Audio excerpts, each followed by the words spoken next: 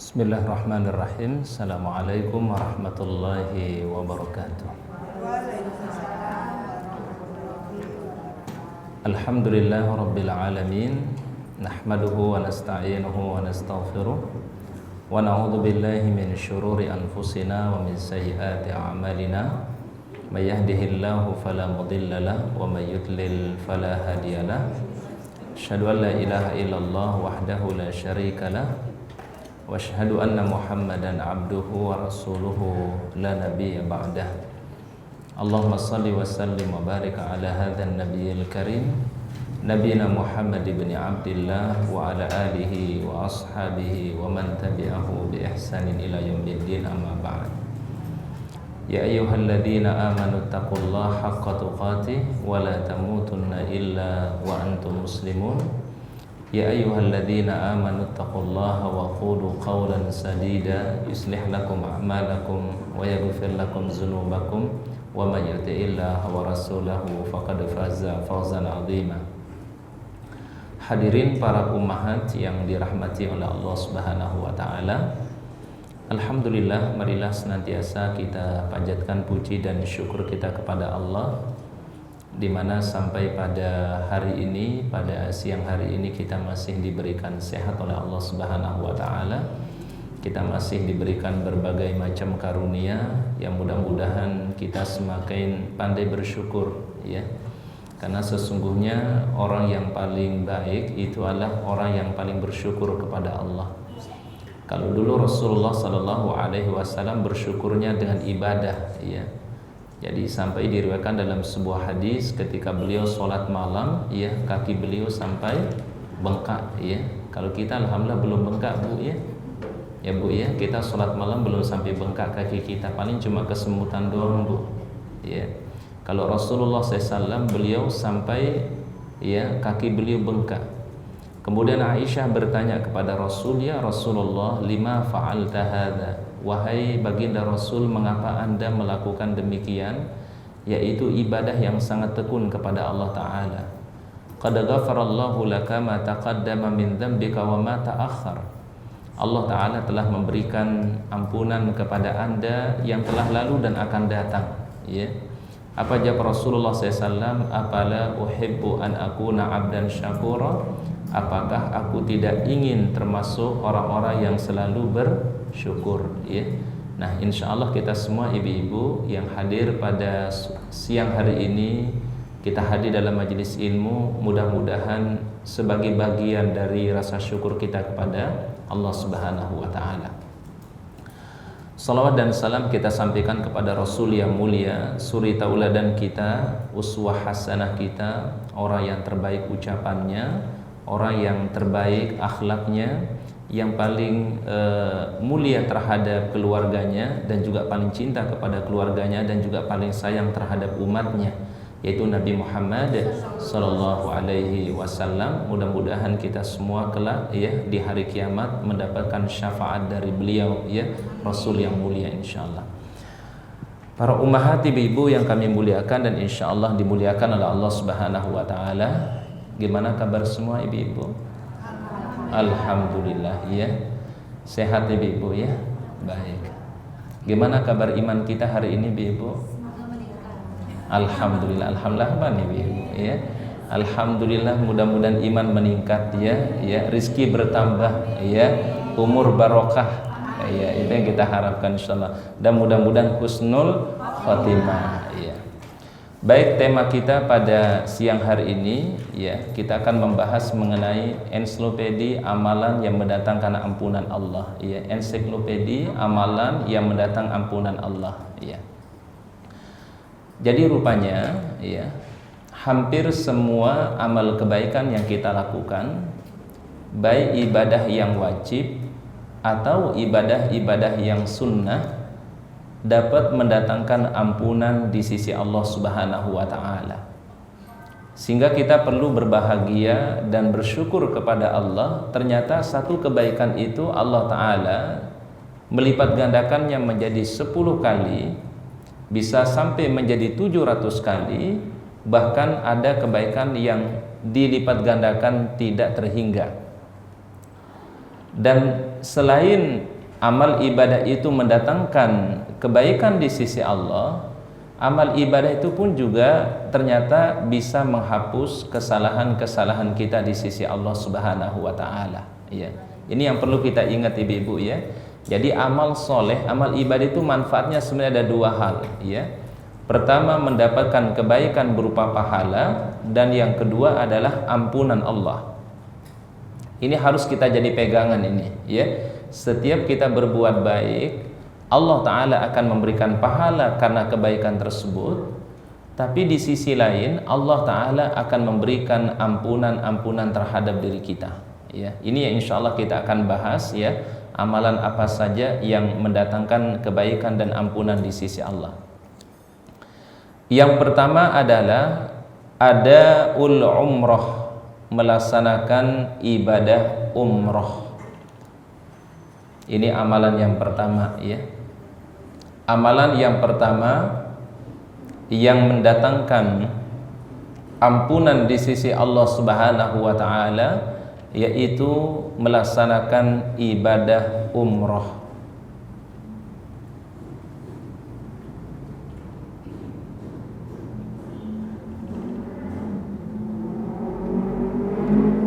Umrah ini ibu-ibu, ya, merupakan salah satu ibadah yang disunnahkan oleh Rasulullah Sallallahu Alaihi Wasallam, dan Rasulullah SAW lebih banyak melakukan umrah dibandingkan haji, ya.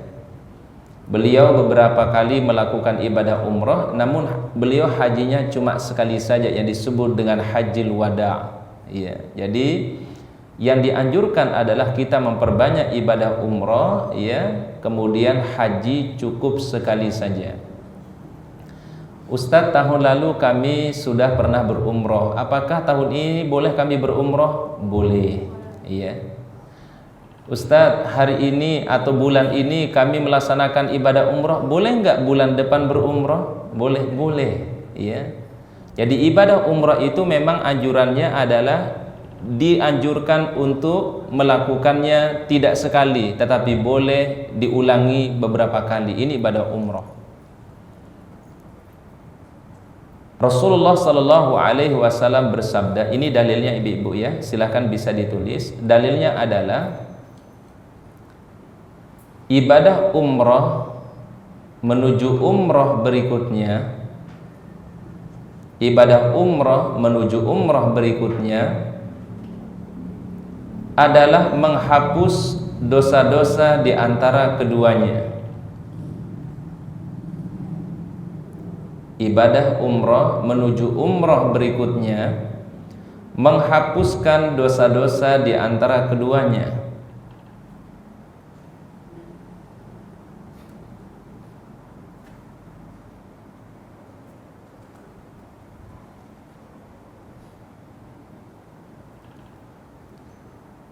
Sudah. Dan haji yang mabrur, tidak ada baginya balasan kecuali surganya Allah. Dan haji yang mabrur tidak ada baginya balasan kecuali surganya Allah.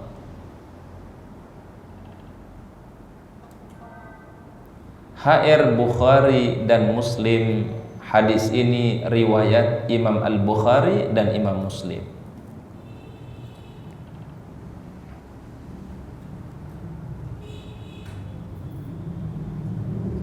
Baik. Kalau kita cermati hadis ini ibu-ibu, berarti orang yang melakukan ibadah umrah itu salah satu keistimewaannya mendapatkan apa? Ampunan Allah. Bahkan orang-orang yang berumrah atau orang-orang yang berhaji itu disebut dengan tamu-tamu Allah. Kita kalau kedatangan tamu ibu-ibu, maka kita harus menghormati tamu, betul Bu? Ya. Kan sunnahnya menghormati tamu itu adalah berapa hari Bu? 3 hari, ya. Setelahnya itu adalah hukumnya sunnah untuk memberikan jamuan. Tapi ya, 3 hari yang pertama hukumnya wajib. Kalau orang menjadi tamu manusia saja dihormati, bagaimana kalau menjadi tamu-tamu Allah?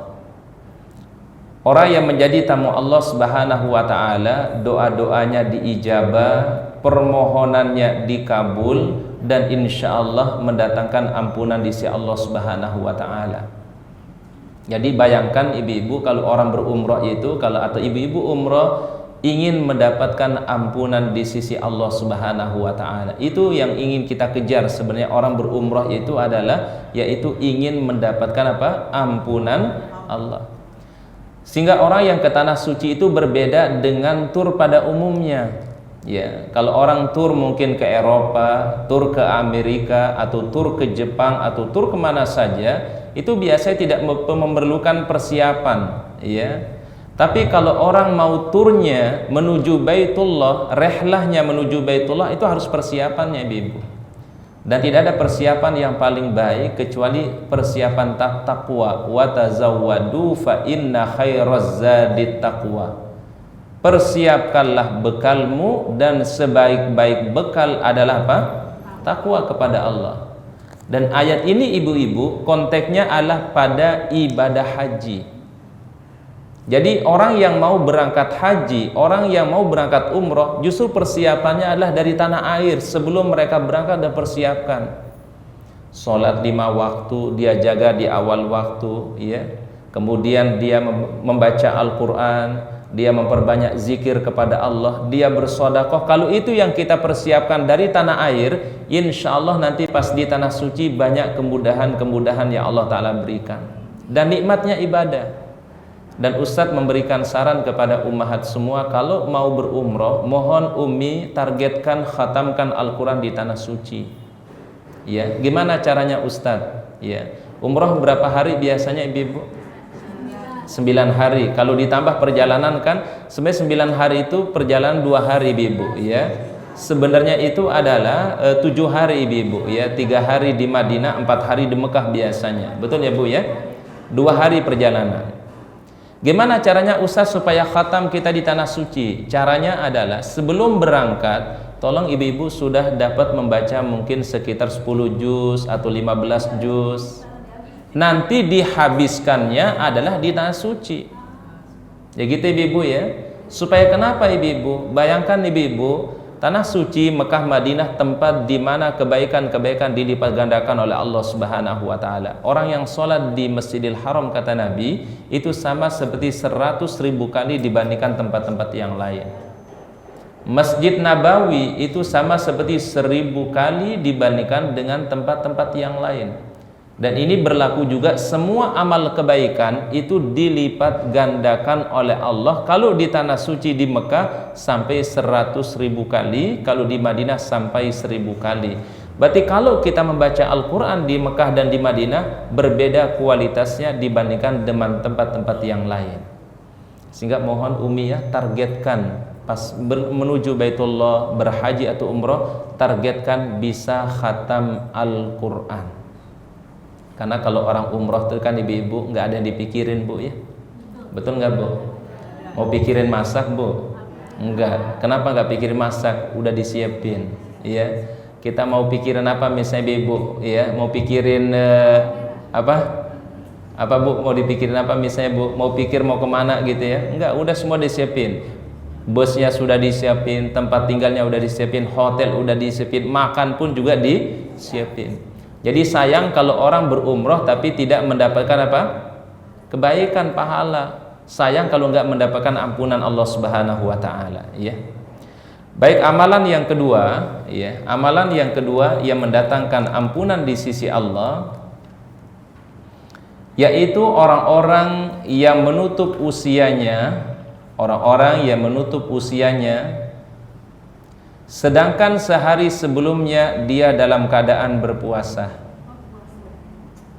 Orang yang menutup usianya sedangkan 1 hari sebelumnya ia melaksanakan puasa.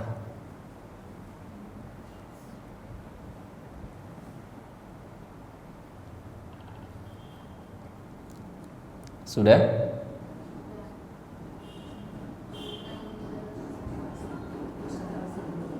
Jadi ada orang ibu-ibu yang meninggal dunia setelah melakukan ibadah puasa. Misalnya, ya, dia baru hari kemarin berpuasa, hari Kamis puasa, meninggal dunia hari Jumat, ini insya Allah satu keistimewaan yang luar biasa, ya Bu ya. Atau ada orang yang misalnya ibu-ibu meninggal dunianya hari Selasa dan hari Seninnya menyempatkan untuk puasa sunnah, ya. Atau dia berpuasa ayyamul bid, misalnya tanggal 13, 14, 15, kemudian ia meninggal dunia sehabis berpuasa, ini insya Allah mendapatkan kebaikan yang luar biasa di sisi Allah Subhanahu wa Ta'ala, ya. Dan kata para ulama ibu-ibu, ini salah satu ciri daripada orang-orang yang husnul khatimah. Ciri-ciri orang-orang yang apa? Husnul khatimah. Kalau para ulama menjelaskannya, ciri-ciri husnul khatimah kan ada beberapa hal, ya. Pertama, barang siapa yang di akhir kehidupannya ia mengucapkan kalimat la ilaha illallah, ini insyaallah husnul khatimah.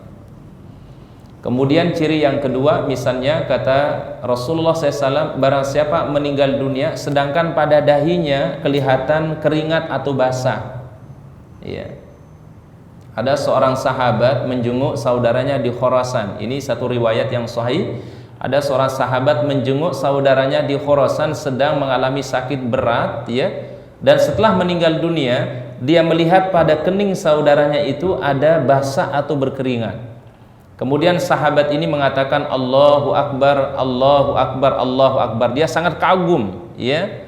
Sami'tu Nabiyya sallallahu alaihi wasallam, aku pernah mendengar Nabi sallallahu alaihi wasallam bersabda, mautul mu'min bi'arakil jabin, ya. Orang mukmin kalau meninggal dunia pada dahinya atau pada keningnya terlihat berkeringat atau basah. Ini insyaallah ciri husnul khatimah yang kedua. Ciri husnul khatimah yang ketiga adalah orang yang meninggal dunia pada malam Jumat atau pada hari Jumat, ya. Orang yang meninggal dunia pada malam atau pada hari Jumat, maka ini insyaallah ciri husnul khatimah. Kemudian ciri yang keempat diantaranya kata Nabi adalah orang yang meninggal dunia sehari sebelumnya dia dalam keadaan berpuasa, atau meninggal dunianya Pak setelah dia berpuasa. Jadi orang yang meninggal dunia sehari sebelumnya adalah dalam keadaan apa? Berpuasa. Dan ciri yang kelima adalah orang yang meninggal dunia dan sebelumnya ia bersedekah di jalan Allah. Ini Masya Allah. Ini diantara ciri-ciri kata Nabi SAW yang disebut dengan apa? Husnul khatimah. Silahkan ditulis dalilnya ibu-ibu. Rasulullah bersabda, barang siapa menutup usianya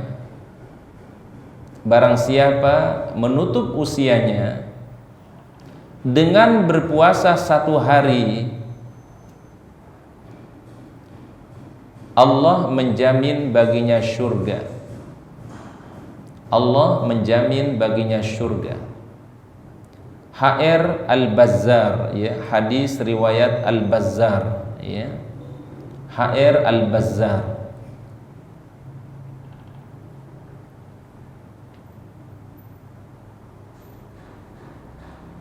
Sudah ibu-ibu?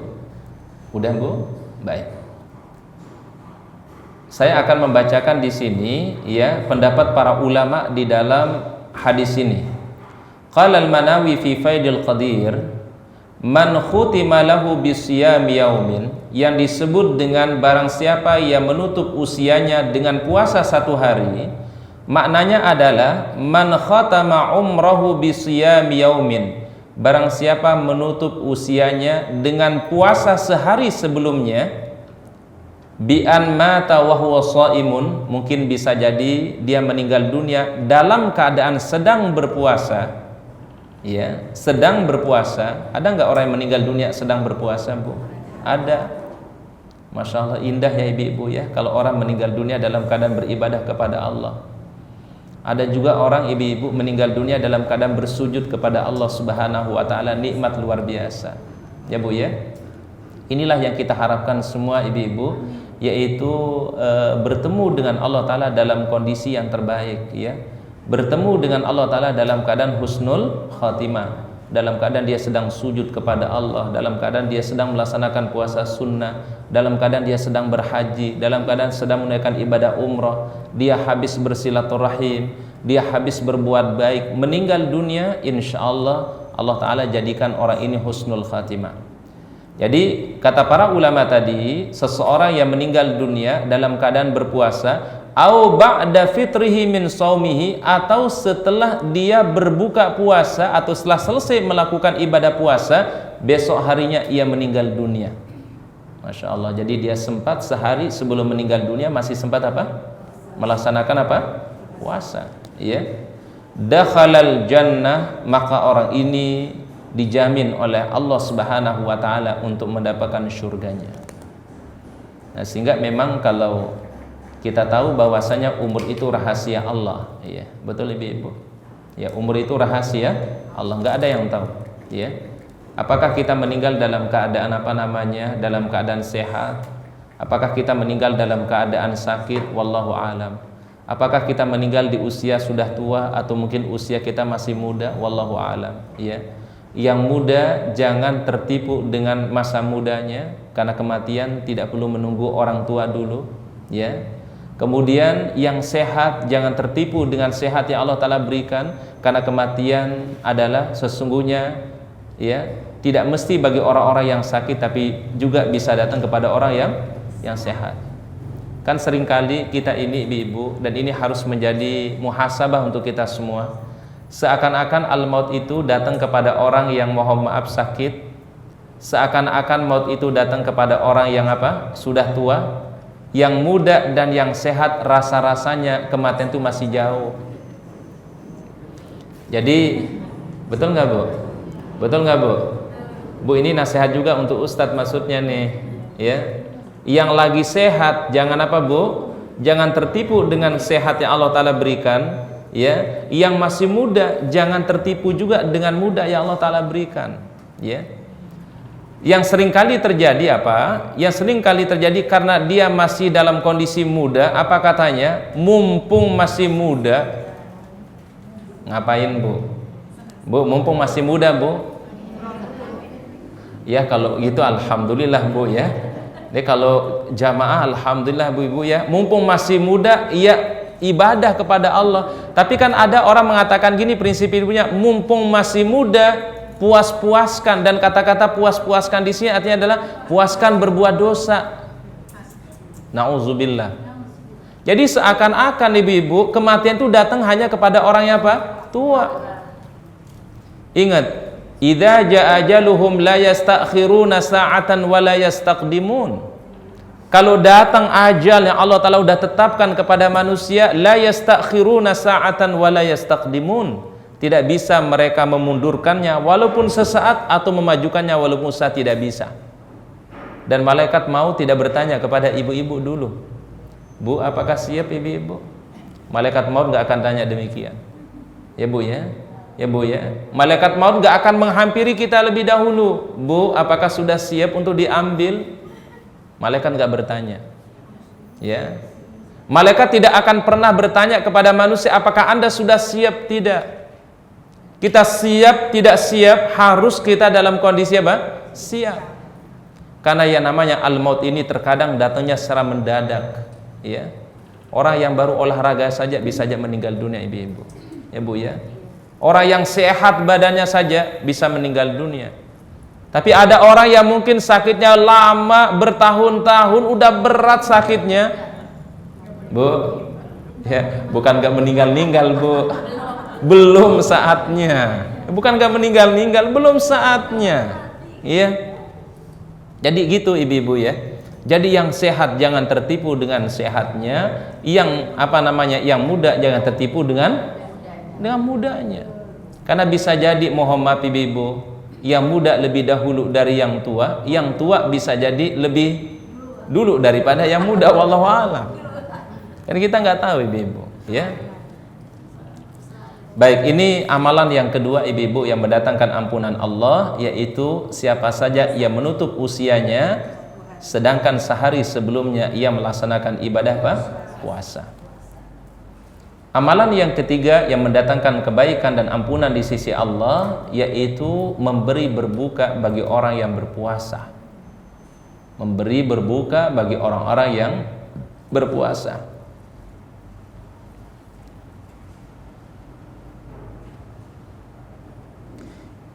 Ini amalan, ternyata ibu-ibu, amalan istimewa, amalan terbaik, memberi berbuka bagi orang yang berpuasa. Dan ini berlaku bukan hanya pada puasa Ramadan saja, tetapi juga berlaku pada puasa-puasa sunnah. Sehingga kalau ada teman kita, sahabat kita ya, yang biasa puasa sunnah, tolong kita pertama jangan lupa minta doa dari yang berpuasa. Karena doa orang yang berpuasa insya Allah mustajab. Tetapi kalau bisa ibu-ibu, jangan cuma minta doa saja dari orang berpuasa, ya Bu ya.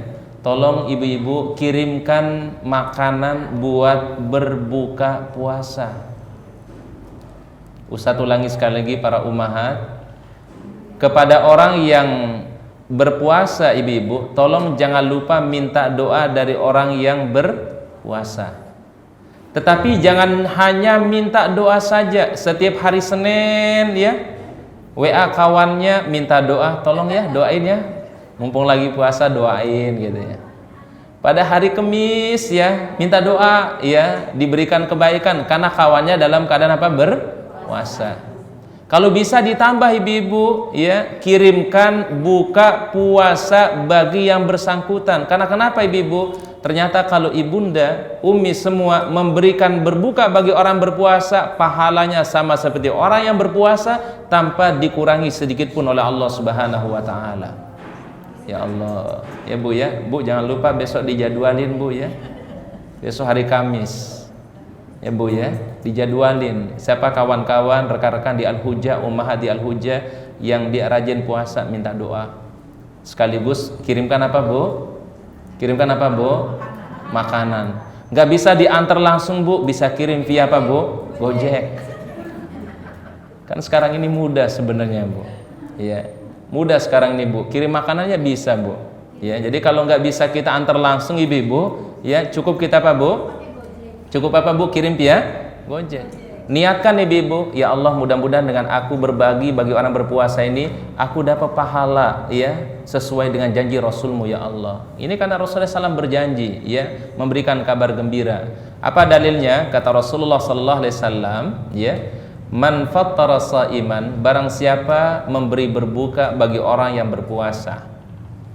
Barang siapa yang memberi berbuka bagi orang yang berpuasa, kana lahu mithlu ajrihi ghairu annahu la yanqusu min ajri shaim syai'a. Ya, baginya pahala seperti orang yang berpuasa tanpa mengurangi pahala orang yang berpuasa tersebut tersedikit pun. Baginya pahala seperti orang yang berpuasa tanpa mengurangi sedikit pun di sisi Allah.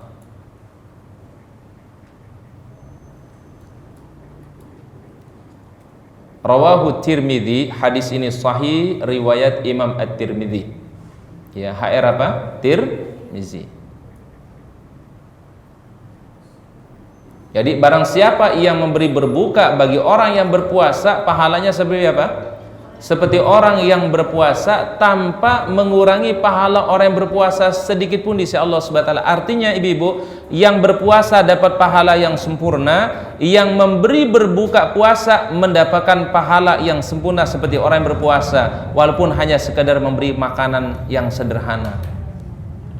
Masya Allah, ini pintu apa Bu? Pintu kebaikan yang Allah Ta'ala berikan.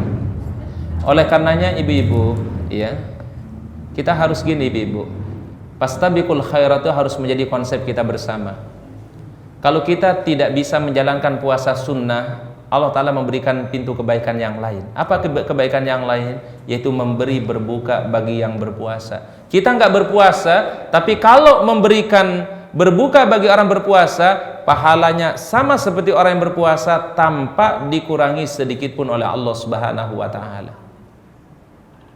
Berarti kalau kita kiaskan ini ibu, misalnya ibu-ibu, kita sudah pernah berumroh, ya pernah kita apa Bu? Berumroh. Lalu kita ada niatan Ustadz, Ustadz, bagaimana hukumnya kalau saya mengumrohkan orang yang belum pernah sama sekali berumroh? Ya Bu ya, bisa dipahami Ibu. Misalnya Ibu pernah melakukan ibadah umroh, lalu Ibu kepingin, ada niatan Ibu ingin kalau ada rezeki nanti, ada Allah Ta'ala bukakan pintu rezeki, ingin memberikan kesempatan berumroh bagi orang yang mungkin belum pernah berumroh. Bagaimana pahalanya Ustadz? Kalau kita kiaskan dengan hadis ini Ibu, insya Allah Ibunda mendapatkan pahala seperti orang yang Ibu umrohkan ini, tanpa mengurangi pahalanya sedikit pun di sisi Allah Subhanahu wa Ta'ala. Makanya kalau orang yang sudah berulang-ulang kali umroh, ya, kalau ingin melihat kemaslahatan yang lebih besar, maka bisa memberikan kesempatan itu kepada orang yang belum pernah berumroh. Dan Masya Allah betapa bahagianya orang itu Bu, itu pahalanya banyak Bu, membahagiakan orang berpahala.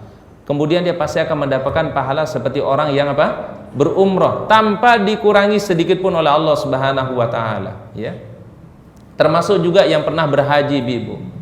Ada yang mungkin berhajinya udah berulang kali Ibu. Kalau bisa Ibu, kesempatan haji itu diberikan kepada yang belum pernah berhaji. Pahalanya gimana Ustadz? Insya Allah pahalanya seperti orang yang berhaji tanpa dikurangi sedikit pun pahalanya oleh Allah Subhanahu wa Ta'ala. Kita cuma nyiapin dana saja, tetapi kita bisa menghajikan orang, mengumrohkan orang, pahala ia luar biasa. Ustadz boleh berbagi cerita di sini Ibu? Bu, Umi, izinkan Ustadz untuk berbagi cerita, dan mudah-mudahan cerita ini bermanfaat, ya. Tahun lalu Ibu-ibu, Ustadz membimbing rombongan ibadah umroh, ya. Kemudian ada salah seorang dari jamaah kami, Masya Allah, ya, Insya Allah ibu ini, keluarga ini Bu, orang yang sangat baik, solehah, dan keluarganya Insya Allah keluarga yang baik, ya. Salah satu agenda beliau ini Ibu, alhamdulillah setiap tahun ada dia umrohkan, ya. Ya, dia berikan hadiah umroh, ada 1 orang, ada 2 orang, hampir setahun dia lakukan. Apa yang terjadi Ibu, ya? Ternyata setiap kali beliau mengumrohkan orang lain, ya, memberikan kesempatan umroh kepada orang lain, pada tahun berikutnya Ibu, dia bisa mengumrohkan 2 kali lipat daripada tahun sebelumnya. Kalau tahun ini beliau mengumrohkan 2 orang, maka tahun berikutnya bisa mengumrohkan 4 orang. Kalau tahun ini dia bisa mengumrohkan 4 orang, maka tahun berikutnya bisa mengumrohkan sampai 8 orang. Allahu Akbar. Dan rezekinya Ibu tidak tidak dipersulit oleh, justru diberikan banyak kemudahan-kemudahan oleh Allah Subhanahu wa Ta'ala, ya. Diberkahi hidupnya, keluarganya diberkahi oleh Allah, diberikan kebahagiaan oleh Allah Subhanahu wa Ta'ala.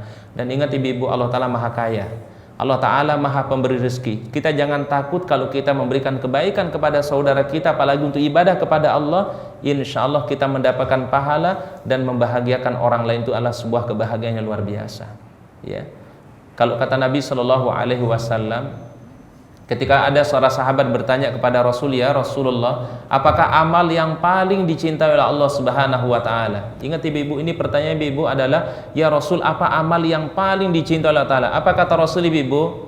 Sururun tudkhuluhu fi qalbi akhika. Engkau membahagiakan hati saudaramu, itu sebuah kebaikan yang luar biasa. Jadi membahagiakan hati orang lain saja Ibu, itu sudah dianggap sebagai apa? Kebahagiaan yang luar biasa dan amal istimewa di sisi Allah Subhanahu wa Ta'ala. Kalau orang itu diumrohkan, ya, itu bahagianya luar biasa. Apalagi mohon maaf Ibu, mungkin kalau kita yang pernah beberapa kali umroh ke sana itu mungkin bagi kita udah biasa Ibu. Tapi kalau bagi orang yang belum pernah sama sekali, ya, lalu kita berikan kesempatan umroh ini, bukankah itu akan menjadi satu kebahagiaan yang luar biasa? Bisa jadi Ibu, dari mulai dia berangkat sampai dia pulang dalam perjalanan di tanah suci, tidak ada yang dia doakan kecuali ibu dan keluarga, ya, karena dia sudah merasa bahagia dengan apa yang kita berikan Ibu. Dan insya Allah yakinlah huwa khairur razikin, Allah Ta'ala yang maha baik pemberi rezeki. Insya Allah rezeki Allah Ta'ala pasti ganti, ya. Ini kisah nyata Ibu-ibu, ternyata membiasakan umrohkan orang lain, Allah Ta'ala membukakan pintu apa? Rezeki dan kebaikan-kebaikannya insya Allah, ya. Baik, amalan yang keberapa sekarang? Amalan yang keempat yang mendatangkan kebaikan di sisi Allah Subhanahu wa Ta'ala.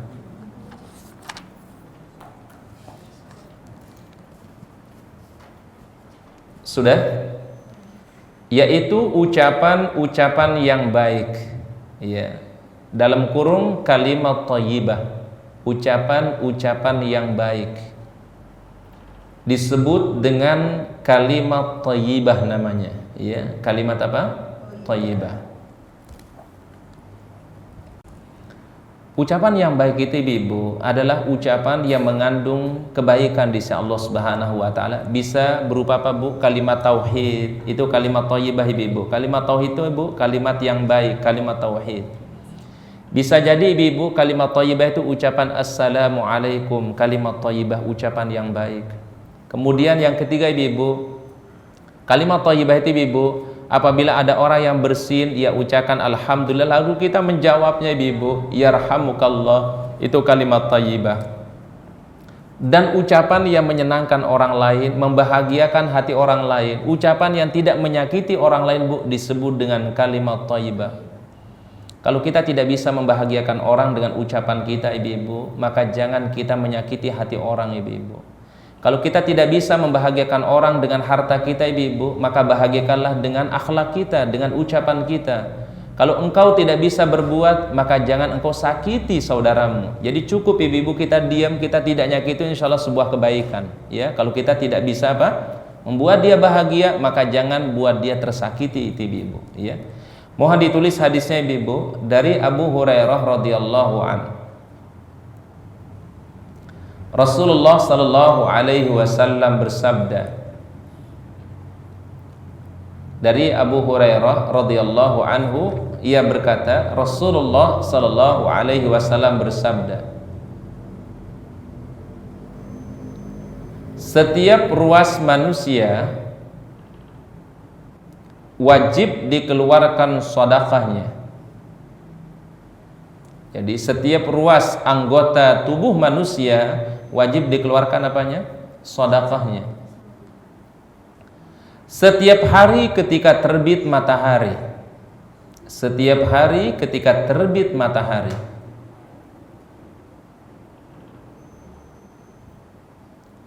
Mendamaikan di antara dua orang adalah sedekah. Mendamaikan di antara dua orang adalah sedekah.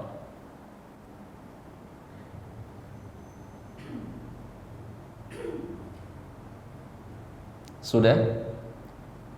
Menolong seseorang untuk naik di atas kendaraannya adalah sedekah. Menolong seseorang untuk menaiki kendaraannya adalah sedekah.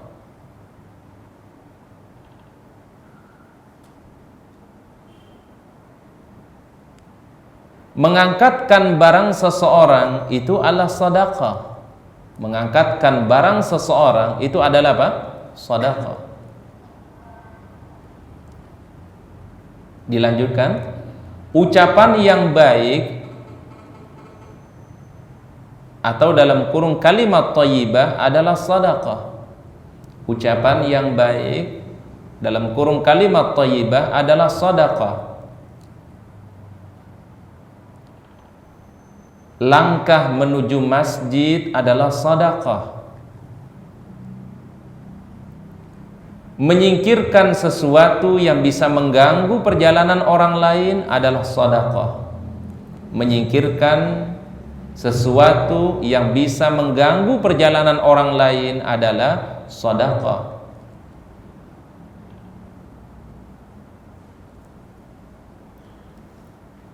HR Muslim, hadis sahih riwayat Muslim. Baik, sudah Ibu? Sudah ummahat? HR Muslim, hadis riwayat Muslim.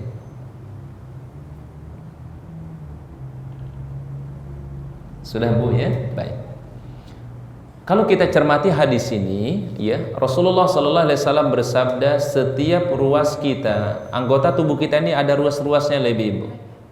Jumlahnya di dalam hadis yang lain berjumlah 360 ruas. Ya, bahasa Arabnya mifsal atau sulama, artinya ruas. Setiap ruas dari badan kita ini Ibu, jumlahnya tadi berapa Bu? 360. Wajib dikeluarkan sedekahnya setiap terbit matahari. Bayangkan ada satu kewajiban, setiap terbit matahari kita harus mengeluarkan sedekah sebanyak 360 sedekah. Tetapi Allah Subhanahu wa taala memberikan pintu-pintu sedekah. Berarti ada sedekah yang lain, gak mesti dengan harta ibu-ibu, ada sedekah dengan cara yang lain. Sedekah dengan amal soleh. Pertama, mendamaikan dua orang yang berselisih. Kita kalau bisa jadi kulkas ibu-ibu ya, jangan jadi kompor. Paham? Paham Bu? Umi paham? Jadilah kulkas, janganlah jadi kompor. Apa bedanya kulkas sama kompor Bu? Panas dan dingin. Hah? Kalau kulkas mendinginkan. Orang yang tadi ibu-ibu bertikai, kalau bisa biar dia berdamai. Ya, boleh nggak kita misalnya ibu-ibu sampai kita boleh berbohong ibu-ibu kalau kita memang niatnya ingin mendamaikan dua orang ini ibu-ibu. Jangan sampai ibu-ibu orang ini punya problem, punya masalah, kita jadi kompor. Ya, ngomporin orang ibu-ibu ya. Orang cenderung ibu-ibu kalau dipanas-panasin jadi apa, Bu? Kebakaran apa, Bu? Kan orang-orang sering bilang kebakaran jenggot gitu ibu ya. Jadi orang kalau dipanas-panasin ibu-ibu, ya Bu ya, itu nanti orang semakin marah, semakin emosi. Dan itulah sebenarnya Bu, salah satu kategori alladzi yuwaswisu fi sudurin nas minal jinnati, itu salah satu kategorinya ibu-ibu. Orang-orang yang suka menimbulkan permusuhan, suka menimbulkan apa? Pertengkaran ibu-ibu, ya. Bahkan ada orang ibu-ibu yang profesinya itu ibu-ibu, hobinya ibu-ibu, ya, membuat kegaduhan. Iya. Apa kegaduhan, Bu? Bu apa, Bu? Membuat hubungan antara satu orang dengan orang lain jadi berantem. Hubungan orang yang sudah bagus ibu-ibu jadi bermasalah ibu-ibu. Bahkan ada dua orang yang tadinya bersahabat baik itu bisa jadi bubaran sahabatnya, Bu. Gara-gara Bu ada pihak yang ketiga yang selalu Bu menjadi kompor. Ya Bu ya, ada nggak yang kayak gitu Ibu? Ya Bu ya. Ya Bu ya, dan mudah-mudahan Allah Ta'ala lindungi kita jangan sampai menjadi kompor. Ya Bu ya. Bu, kalau orang yang jadi kulkas, kalau orang jadi kulkas ibu-ibu ngademin orang Bu. Ya, jangan orang yang sudah marah dibikin apa Bu? Semakin. Tapi justru kita harus ingetin dia, kita harus ngademin dia. Itu seorang mukmin yang baik. Ya'dilu bainal itsnaini shadaqah, mendamaikan dua orang yang sedang bermasalah, berselisih, sebuah kebaikan dan sedekah.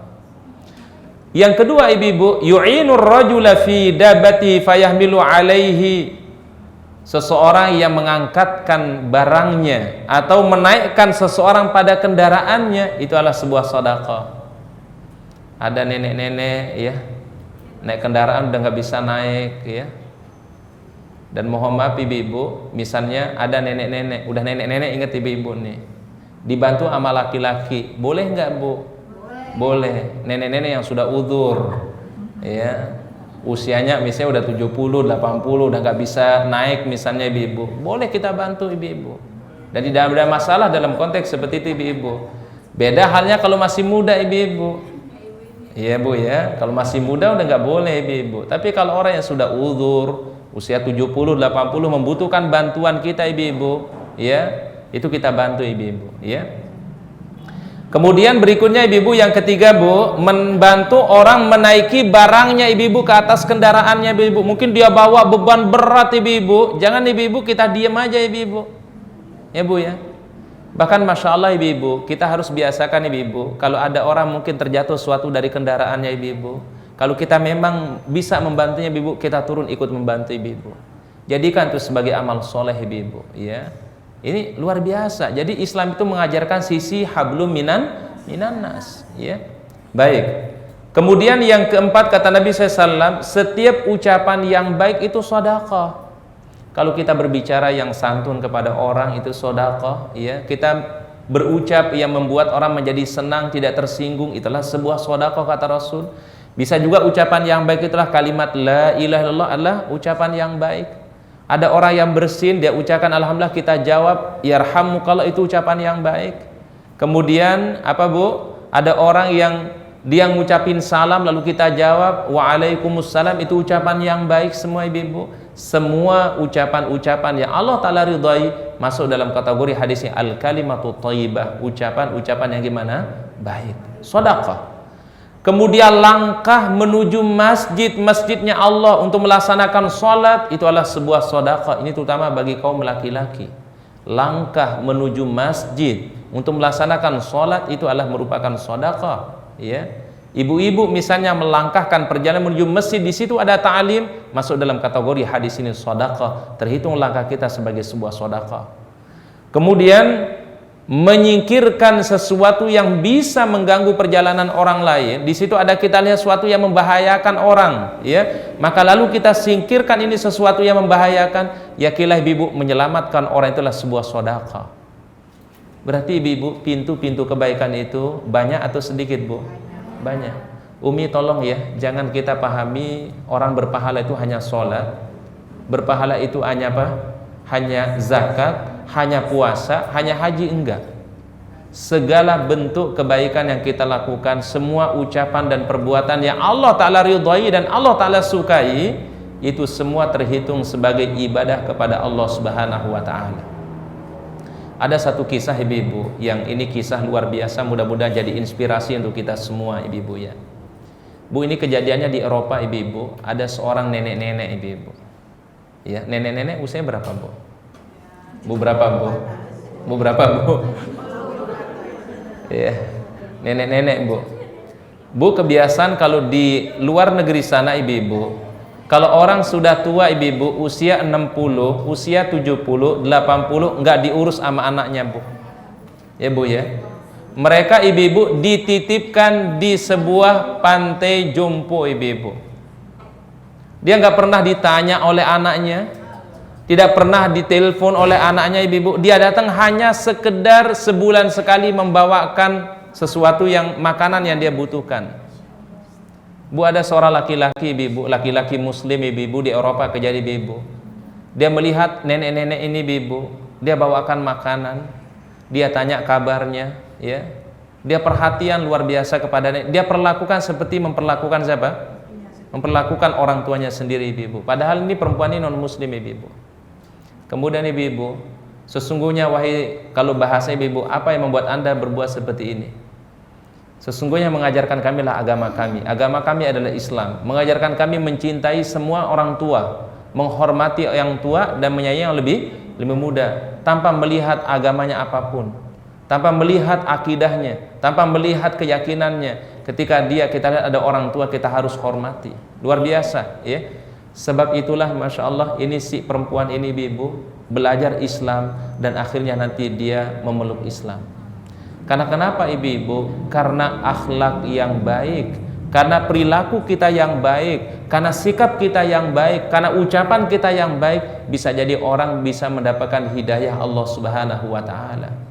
Umi, kalau kita tidak bisa berceramah, tidak bisa berdakwah dengan di atas mimbar, ya, kita cukup berdakwah dengan akhlak, cukup berdakwah dengan perilaku kita, dengan dengan contoh, ya. Dan ini insyaallah mudah-mudahan orang bisa mendapatkan hidayah dari Allah Subhanahu wa Ta'ala. Kita nggak tahu ibu-ibu, mungkin bisa jadi hidayah itu Allah Ta'ala berikan melalui kita ibu-ibu.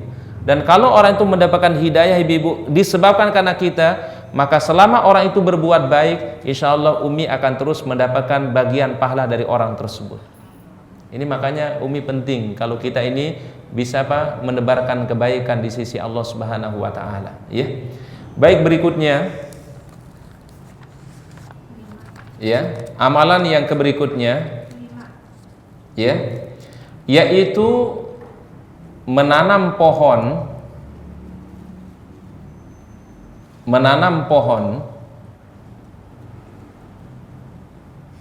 dan menanam sesuatu yang berbuah, menanam pohon yang berbuah, ya.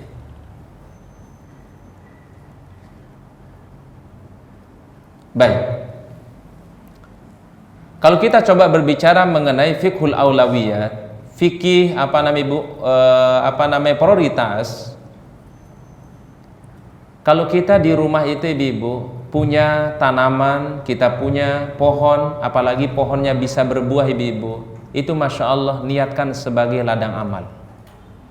Karena kenapa ibu-ibu? Ketika orang itu ibu-ibu menanam sesuatu, apalagi berbuah ibu-ibu ya, buahnya mungkin bisa dimakan oleh manusia, atau buahnya mungkin bisa dimakan oleh burung misalnya ibu-ibu.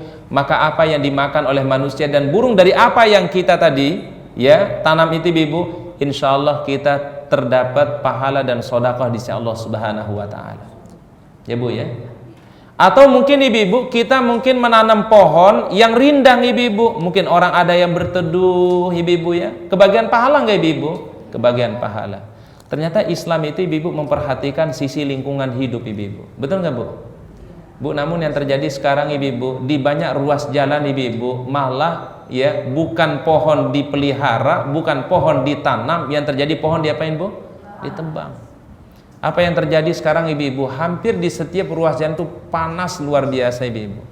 Ustaz contohkan satu ibu-ibu. Ustaz tadi dari Rawamangun ibu-ibu, Rawamangun dari Arion ibu-ibu. Karena Ustaz tadi ngisi ceramah dari daerah kawasan Pulau Gadung. Dulu Ustaz perhatikan ibu-ibu, dari Arion sampai perempatan Kelapa Gading itu ibu-ibu, yang mau masuk Kelapa Gading, itu perempatan apa namanya ibu? Yang sebelum masuk ke sini itu Bu?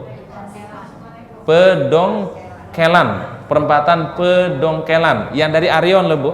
Baik Bu, kalau nggak salah ibu-ibu, Ustadz tadi datangnya dari perempatan Arion, kan lurus kan ke arah Kelapa Gading Bu, ketemu perempatan apa namanya Bu? Pulau Mas. Ya baik Bu, kalau Ustadz perhatikan beberapa waktu lalu di situ kayaknya adem ya jalannya Bu ya. Ya Bu ya, banyak pohon pinus kalau nggak salah di situ ya, cemara sama pinus kalau nggak salah di tengah-tengah jalan ibu. Bu, sekarang Bu semua udah ditebang Bu. Ya Bu ya. Kemudian ibu-ibu jalan yang tadinya bisa 4 mobil sekarang cuma 1 mobil. Ya Bu ya. Kenapa Bu? Lagi diperbaiki ibu-ibu ya. Bu, cuma kita perhatikan kan korbannya mau Bu. Pertama Bu ya, jalanan tidak nyaman sekarang ibu-ibu, macet luar biasa. Kemudian dulu kalau ada sunatullahnya ibu-ibu, kalau setiap ada pohon gini Bu, pasti angin itu Bu berhembus dengan apa Bu, semilir biasa, enak ibu-ibu. Bu, tapi kalau nggak ada pohon itu angin tuh langsung ibu-ibu langsung ngenai badan kita ibu-ibu. Kemudian Bu, kalau dia panas Bu, anginnya ibu-ibu jadi bukan anginnya angin adem gitu ibu-ibu ya. Jadi anginnya gimana Bu? Panas ibu-ibu. Dan Bu, hadis ini Bu jangan kita tinggalkan ibu-ibu. Siapa yang menanam pohon ibu-ibu atau menanam sesuatu yang berbuah lalu buahnya dimakan oleh manusia, dimakan oleh binatang ibu-ibu, maka sesungguhnya itu akan menjadi sedekah bagi siapa Bu? Yang memiliki pohon tersebut. Islam itu ibu-ibu mengajarkan Bu, yaitu bercocok tanam ibu-ibu ya. Bu, kalau bisa ibu-ibu kita harus punya target Bu, di rumah kita ada tanaman yang kita pohon ibu-ibu, yang kita tanam ibu-ibu. Karena kenapa ibu-ibu? Bu, itu bisa jadi kebaikan di sisi Allah Subhanahu wa taala. Dan Bu, kalau rumah ada pohonnya Bu, enak nggak Bu? Enak nggak Bu? Adem nggak Bu? Adem. Dan kalau bisa ibu-ibu nanam pohon ibu-ibu ya lebih afdal tanam yang punya buah. Ya Bu ya, mangga ya Bu ya. Apa Bu? Apalagi Bu? Jambu, apalagi Bu? Belimbing, apalagi Bu? Kelengkeng Bu ya. Bu, yang ditanam jangan pohon apa Bu? Pohon beringin. Ya, pohon beringin tuh nggak berbuah ibu-ibu. Iya. Iya, bisa berteduh alhamdulillah ya. Ada sekarang tuh Bu, ada pohon ibu-ibu, saya lihat Bu pohonnya bagus sekali ibu-ibu. Dia kalau orang berteduh adem kayaknya Bu, yang dia kayak buletan gitu ya. Kayak tingkat-tingkat bulatan itu Bu, pohon apa namanya itu ibu? Banyak di pinggir jalan ibu. Bukan bonsai Bu. Pohon apa namanya ya? Kenapa Bu? Pohon ketapang namanya Bu ya. Ketapang Bu. Yang mau Bu, jadi dia kayak bertingkat-tingkat Bu. Iya, tingkat pertama Bu bulat, yang kedua Bu bulat lagi Bu, sampai sekian. Dan tuh biasanya rindang sekali ibu ya. Cuma sayang ibu, pohon itu nggak punya buah, betul nggak Umi ya? Nggak berbuah deh. Pohon apa namanya Bu? Ketapang. Ibu nanam di rumahnya Bu ya? Enggak ya. Insya Allah mudah-mudahan Umi nanti nanam di rumahnya Bu ya. Baik. Bu, di rumah apa yang ditanam ibu? Pohon apa Bu? Bu. Jambu ya Umi ya, baik. Mangga alhamdulillah. Ya masih punya lahan Bu, manfaatin. Nangka Bu, alhamdulillah Ibu-ibu. Bu, pohon apa lagi Bu? Sirsa, alhamdulillah Ibu-ibu. Ya. Ibu semuanya tanam Bu di rumah Bu. Masya, ada punya kebun Ibu ya. Baik. Bu, kalau bis, kenapa Bu? Kalau sawit kayaknya jarang kali Ibu kalau sawit ditanam di kita Bu ya. Kenapa Umi? Oh di Sumatera, kalau di Sumatera, di Medan, di Pekanbaru banyak tuh Ibu. Bu, dan kalau kita punya tanaman yang punya buah, tolong buahnya jangan diumpetin Ibu ya. Jangan diplastikin Ibu. Paham Ibu? Ya Bu ya. Bahkan ada yang lebih parah lagi Ibu, itu Bu dahan-dahannya Bu ditaruh duri-duri Ibu. Maksudnya apa Ibu? Supaya orang nggak ngambil. Padahal Ibu, ketika ada orang itu mengambil itu tanaman atau mengambil itu buah dari pohon itu Bu, bukankah akan menjadi sedekah bagi yang punya Bu? Jadi Ibu niatkan Bu waktu nanam pertama kali, ya Allah saya tanam ini Bu supaya menjadi amal soleh, jadi sedekah. Artinya Ibu siapa saja yang memanfaatkannya, insya Allah saya sudah ikhlaskan. Ya Bu ya, tolong Ibu ya, jambunya jangan dikasih plastik Bu. Ya Bu ya. Ada pernah Ustadz lihat Ibu ya, Ustadz lagi jalan Ibu di sebuah rumah Ibu, Bu jambunya enak kelihatannya Ibu ya.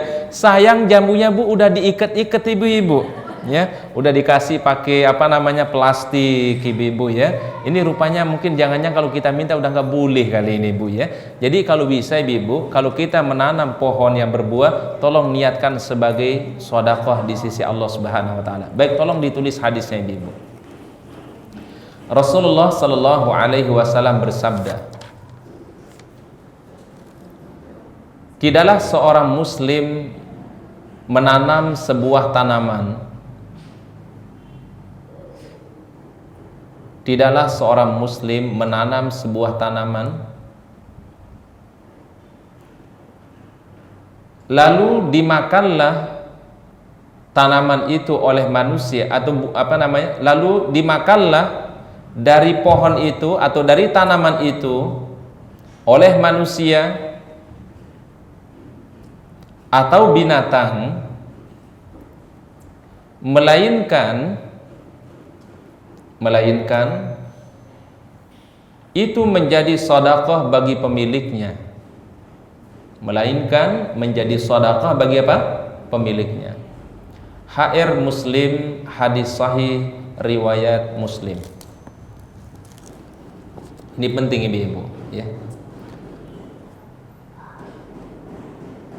Jadi setiap kita menanam sesuatu, menanam pohon ya, terutama yang berbuah, kalau itu dimakan oleh manusia, dimakan oleh binatang, oleh burung Ibu, kan burung terkadang mohon maaf Ibu, dia senang beberapa jenis buah-buahan biasanya, kayak jambu, kayak apa Bu?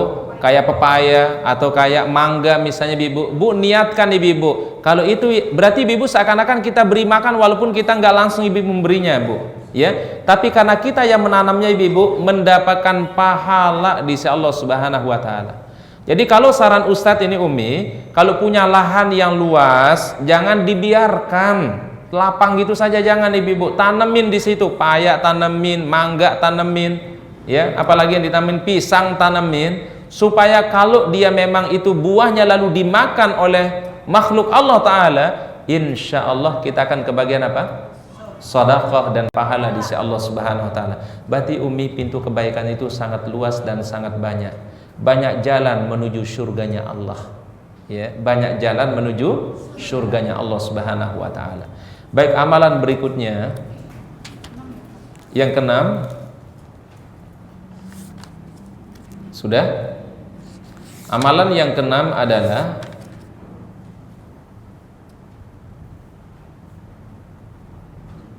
orang-orang yang menyempurnakan wudunya. Orang-orang yang menyempurnakan apa? Wudunya.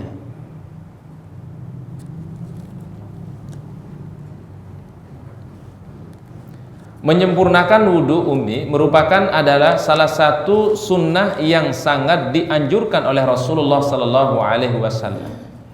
Yang dimasukkan dengan menyempurnakan wudu adalah yaitu melengkapi ibadah wudu dengan sunnah-sunnah Rasul.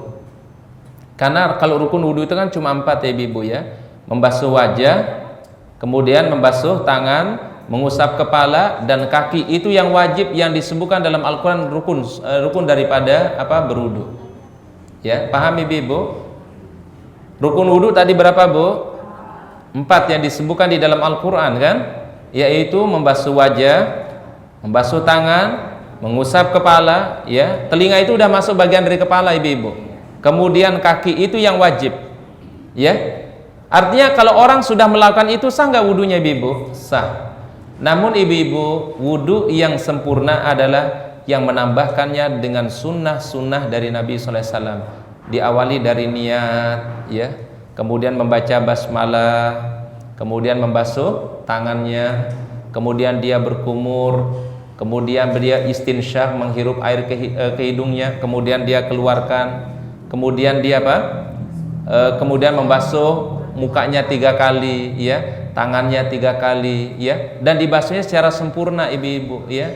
Jangan dibasuhnya diguyur ibu-ibu. Diguyur itu gini ibu-ibu, ya. Tapi dibasuhnya adalah secara sempurna, ya. Benar-benar dia tadlik, ya, sambil di sela-sela pada jari jemarinya. Diawali dari yang sebelah kanan, kemudian yang sebelah kiri. Kemudian dia mengusap mengusap kepalanya dari depan ke belakang, kemudian dia bawa ke depan, kemudian langsung membasuh apanya bu?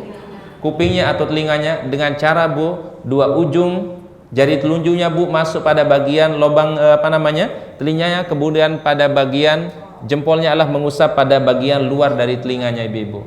Kemudian dia membasuh apanya bu? Kakinya, dimulai dari yang sebelah kanan ibu, dan dia memperhatikan ibu yaitu pada tumitnya atau pada mata kakinya yang bagian belakang bu, yang sering kali terkadang ibu lewat untuk dibasuh. Terkadang ibu kakinya udah basuh, udah bersih semua ibu, udah kena air semua bu, tapi terkadang ada seukuran 1 kuku kata Nabi SAW, bagian tumitnya tidak terkena basuhan air. Olehnya harus digosok-gosok sambil digosok kakinya, ya. Kemudian ibu, jari kaki pun juga di sela-sela kata Nabi SAW, ya. Kemudian habis dia berwudu, dia membaca doa, asyhadu an la ilaha illallah wahdahu la syarikalah wa asyhadu anna muhammadan abduhu wa rasuluhu. Dia tambahkan dengan doa, Allahumma ja'alni minat tawabin wa ja'alni minal mutatahhirin. Ini doa yang disunnahkan oleh Nabi SAW. Ya boleh, nggak ada masalah kita berdoa sambil mengangkat tangan, ada masalah, ya. Kemudian ibu, ya, kalau mau ditambah dengan doa seperti doa kafatul majlis, subhanakallahumma bihamdika asyhadu an la ilaha illa anta astaghfiruka wa atubu. Ini juga termasuk doa habis berwudu, boleh kita baca ini. Inilah yang disebut dengan menyempurnakan wudu. Jadi selain yang rukun kita lakukan, kita tambah dengan sunnah-sunnah dari wudu tersebut, ya. Termasuk juga Umi, saran Ustadz Umi, mohon kita selalu dalam kondisi berwudu, ya Umi, ya. Mau ke mall ibu-ibu, wudu dulu. Mau berangkat ke sekolah nganterin anak-anak, kalau bisa dalam keadaan berwudu, ya bu, ya. Kita mau misalnya ibu menjenguk saudara kita ibu, berwudu. Yang penting usahakan ibu kalau keluar rumah dalam keadaan berwudu. Kenapa ibu? Pertama ibu, orang kalau dalam keadaan berwudu terasa hati jauh lebih enak, lebih nyaman dibandingkan dia tidak berwudu. Yang kedua, kalau memang kondisi ibu adalah ketepatan mendapatkan waktu sholat, nggak perlu sibuk-sibuk lagi berwudu karena kita masih dalam keadaan berwudu. Yang ketiga manfaatnya ibu, kalau kita meninggal dunia sedangkan kita masih dalam keadaan bersih, dalam keadaan berwudu, mudah-mudahan itulah sebab kita mendapatkan husnul khatimah. Yang penting Umi mohon, ya, kita selalu dalam keadaan berwudu. Keluar rumah selalu dalam keadaan berwudu, ya. Gak mesti karena mau sholat dulu baru berwudu ibu, ya. Tapi selalu dalam kondisi kita berwudu, insya Allah itulah yang akan membukakan pintu-pintu kebaikan di sisi Allah Subhanahu wa Ta'ala. Mohon ditulis hadisnya yang terakhir ibu. Rasulullah sallallahu alaihi wasallam bersabda. Rasulullah sallallahu alaihi wasallam bersabda. Sudah Umi?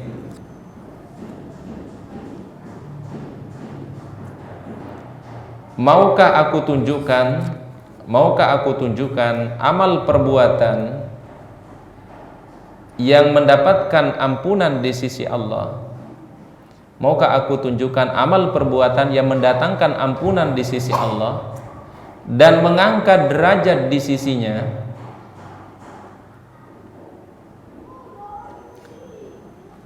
Maukah aku tunjukkan amalan yang bisa mendatangkan ampunan dan mengangkat derajat di sisi Allah Ta'ala? Para sahabat menjawab, ya Rasulullah, ya wahai Rasulullah, ya wahai Rasulullah. Rasul menjawab, sudah? Menyempurnakan wudu walaupun dalam situasi yang sulit. Menyempurnakan wudu walaupun dalam situasi yang sulit. Melangkahkan perjalanan menuju masjid-masjid. Melangkahkan atau memperbanyak langkah menuju masjid. Memperbanyak langkah menuju masjid. Yang ketiga, menunggu satu salat sampai salat berikutnya. Menunggu satu salat sampai salat berikutnya.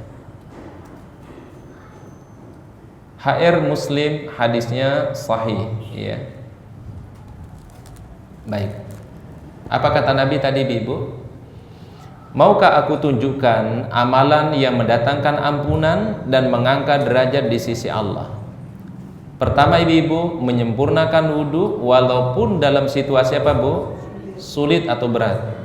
Kemudian memperbanyak langkah menuju masjid-masjid, ya. Yang ketiga, Bu, menunggu satu salat sampai salat berikutnya, yaitu antara salat maghrib sampai salat isya. Ini yang disebut dengan hadis yang mulia ini. Baik para ummahat yang kami muliakan, mungkin itu yang kita bisa bahas dulu pada pertemuan siang hari ini. Mungkin nanti ada sesi tanya jawab, ya. Semoga Allah Ta'ala memberikan kebaikan, Allah Ta'ala memberikan ilmu yang bermanfaat untuk kita semua. Baik, kita memasuki pada pertanyaan, ya. Pertanyaannya di sini adalah, apakah semasa hidupnya Nabi Muhammad SAW beliau melaksanakan puasa Daud? Lebih utama yang mana puasa Daud daripada puasa-puasa sunnah seperti Senin dan Kamis dan Ayyamul Bid? Tentu ibu-ibu, kalau kita ditanya tentang puasa yang paling baik, yaitu adalah puasanya Nabi Daud alaihissalam. Karena kata Nabi SAW, ibu-ibu, sebaik-baik puasa adalah puasanya Daud. Puasanya Daud itu adalah yasumu yauman wa yuftiru yauman, berpuasa satu hari, berlibur satu hari, berpuasa satu hari, berlibur satu hari. Itulah puasanya Nabi Daud alaihissalam. Tapi sekiranya Umi, kalau kita tidak mampu melakukan puasa Daud, Umi, tolong kita kerjakan minimal puasa Senin, Kamis, atau Ayyamul Bid pertengahan bulan, tanggal 13, 14, dan 15.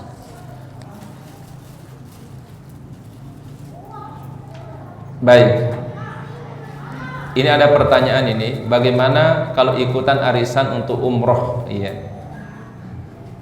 Sebenarnya ibu-ibu, kalau mengumpulkan iuran, ya, dalam rangka untuk melakukan satu ibadah umroh, ya, insya Allah tidak ada masalah, ya, karena ini adalah tujuannya apa, Bu?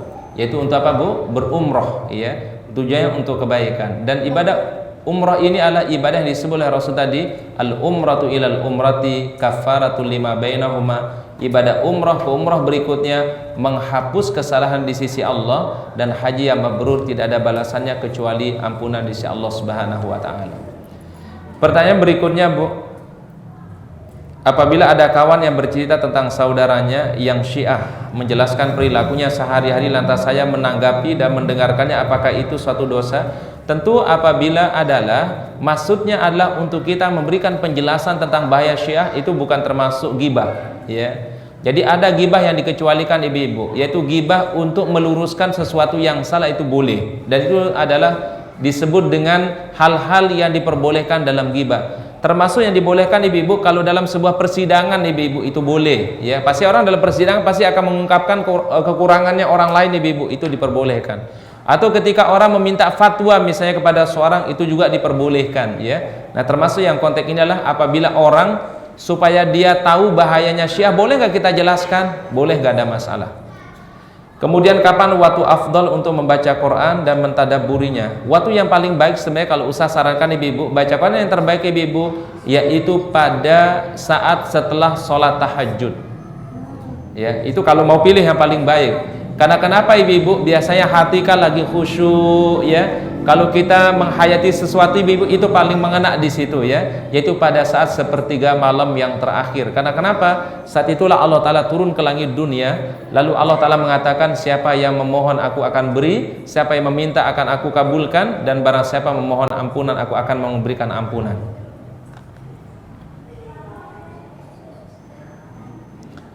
Bagaimana hukumnya seorang wanita misalnya dia dalam kondisi haid lalu dia bangun untuk sepertiga malam terakhir untuk berzikir kepada Allah? Tentu kalau dia bangun untuk melaksanakan zikir kepada Allah, sesuatu yang dibolehkan ya. Karena bagi wanita yang haid tidak menghalangi dia untuk berzikir kepada Allah. Dia membaca tasbih, bertahmid, bertahlil, bertakbir, subhanallah walhamdulillah wala ilaha illallah wallahu akbar, atau dia ucapkan dua ucapan ringan di lisan berat di timbangan Allah, subhanallah wa bihamdihi subhanallahil azim, tidak ada masalah walaupun dia dalam kondisi apa? Haid ya. Baca Quran itu diperbolehkan asal mohon hindari menyentuh mushaf ya. Menyentuh mushaf Al-Qur'annya langsung yang pure, nggak ada terjemahan ibu-ibu ya. Tolong kalau kita dalam kondisi haid, kalau bisa ibu-ibu jangan memegang yang mushaf Al-Qur'an, karena mushaf Al-Qur'an tidak boleh disentuh kecuali orang yang sudah dalam keadaan bersih ya. Tafsir boleh atau bacaan yang ada di situ Al-Qur'an gak ada masalah ya. Wallahu a'lam bishawab. Baik para ummahat, mungkin itu yang bisa kita kaji pada pertemuan hari ini. Semoga Allah Ta'ala berikan ilmu yang bermanfaat, Allah Ta'ala berikan kebaikan. Dan Ustadz mohon doa umi semua, insyaallah besok siang Ustadz berangkat umroh ya. Doakan mudah-mudahan perjalanannya lancar ya, sehat ya, berangkat dalam keadaan sehat, balik pun juga dalam keadaan sehat. Insyaallah ya. Ustadz juga doakan semua ummahat di sana ibu-ibu ya. Ya, kalau Ustadz belum hafal namanya satu persatu, cukup Ustadz katakan Majelis Ta'lim Al-Hujjah. Insyaallah mudah-mudahan Allah Ta'ala meridhai niat baik kita semua ya Bu ya. Baik, kita akhiri doa kafaratul majlis. Subhanakallahumma bihamdika asyhadu an la ilaha illa anta astaghfiruka wa atubu ilaik. Assalamualaikum warahmatullahi wabarakatuh.